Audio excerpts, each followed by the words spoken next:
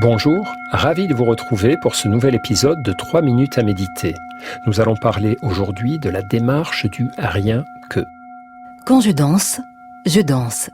Quand je dors, je dors. Et quand je me promène solitairement en un beau verger, si mes pensées se sont entretenues des occurrences étrangères quelque partie du temps, quelque autre partie je les ramène à la promenade, au verger, à la douceur de cette solitude, et à moi. Montaigne les essaie.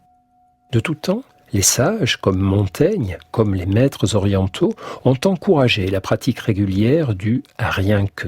Rien que manger, rien que marcher, rien que lire, rien que conduire. Malgré les apparences, le rien que est difficile. Nous avons souvent la tentation de faire plusieurs choses en même temps.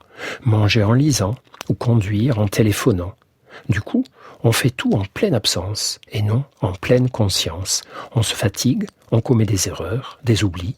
Voilà pourquoi nous vous recommandons de pratiquer régulièrement l'exercice du rien que.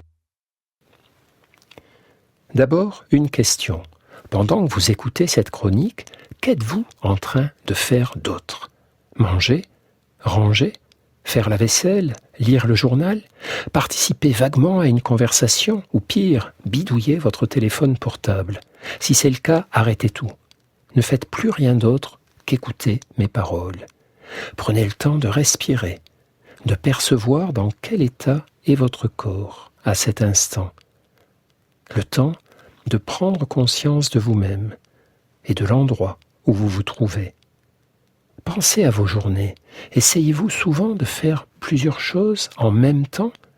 Et dans quel état cela vous met-il ?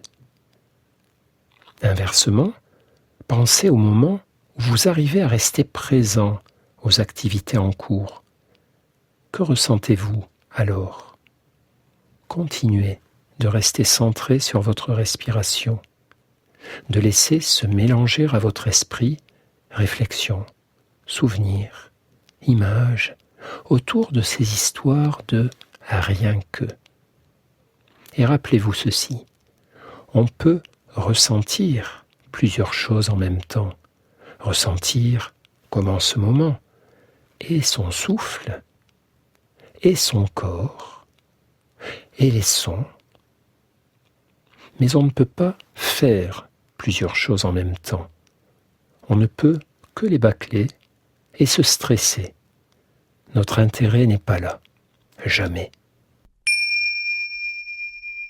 Les études scientifiques confirment qu'on se sent bien mieux lorsqu'on se consacre pleinement à l'activité en cours, qu'il s'agisse de travail ou de loisirs.